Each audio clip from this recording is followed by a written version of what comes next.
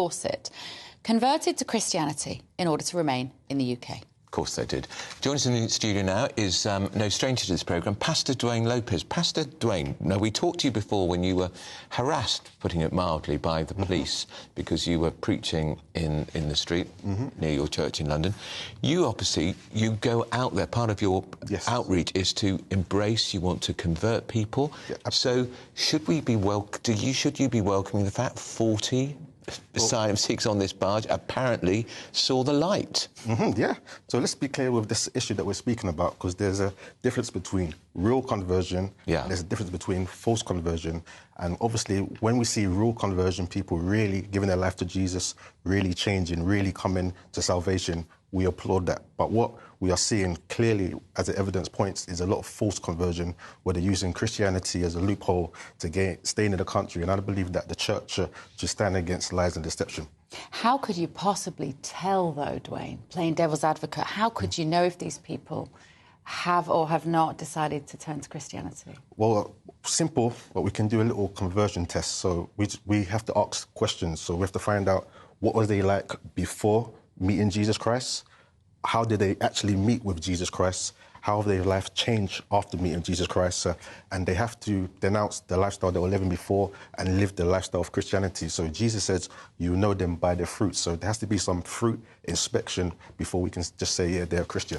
But they're not going to turn around and say, well, my human rights lawyer said it would be a really good idea if I suddenly became Christian. They're not going to tell the truth, are they? So with this topic, because there is church issues and there's home office issues, so we as the church should focus on church issues, which is loving, caring, evangelising, and leave immigration issues straight to the home office. So we love them, but we say, you know what, you could go to the home office, but we're just here to love, serve and evangelise and spread the gospel of Jesus Christ. There's an irony for me in all of this, Dwayne, because we've got the Church of England bishops, there's 26 of them in the House of Lords, who are leading the charge against the Rwanda bill. Now, whether you agree with the idea of taking illegal migrants to Rwanda or not, that is the government's best offering to try to curb illegal migration. So they're trying to block that, trying to destroy it, and yet at the same time they are conniving, in my view, in asylum seekers telling lies about their Christian conversion so they can stay here illegally. Yes, so we as the church should be against all form of lies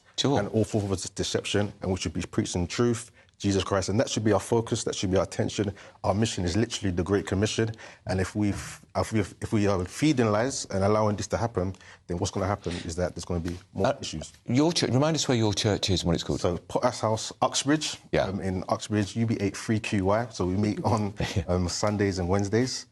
Sundays at 1:30, Wednesdays at 7:30. Right. Now, have you had any people you suspect may be asylum seekers who come into your church to potentially convert? All types of people who have come into our church to convert. There's not currently some suspected asylum seekers, but we welcome all people. We love all people. We treat them with dignity and respect.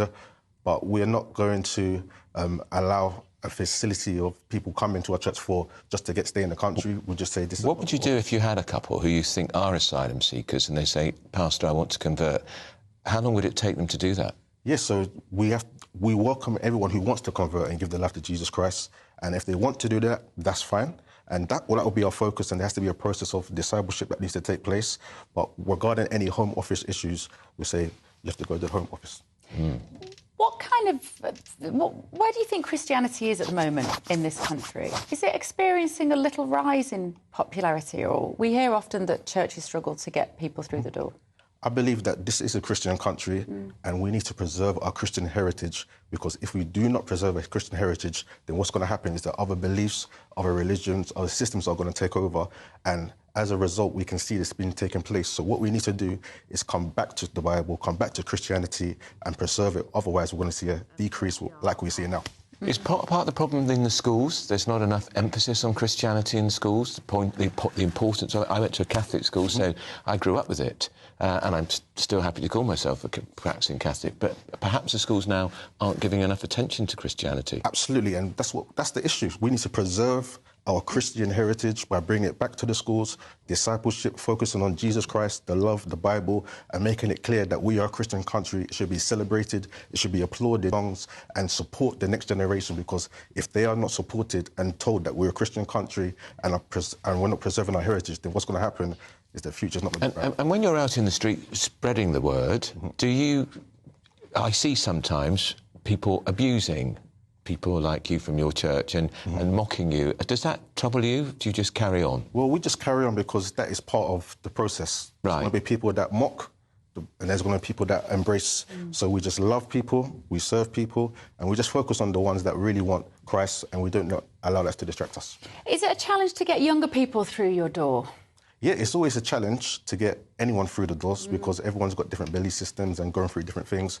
But once we preach a simple, clear message, Jesus Christ, I believe that truth is universal. I believe that truth, can hit home. And once they receive the truth and spoken in love, then they actually, I think what I'm rather envious of my friends who have a faith is the sense of community and very important. Local mums that I knew who had babies in our area, the support they got from their church community, the pots of cooked food was arriving when they were. Yep. I mean, that is something that I think the church doesn't sell wonderful. enough. Yeah, it's a fellowship, the community, the support that you can receive. Many people are coming in broken, they're coming in depressed, but when they come and find sincere people that love them, they Just remind us again the name of your church. Remind us the name of your church. Potter's House, Uxbridge, UB83QY. There he is.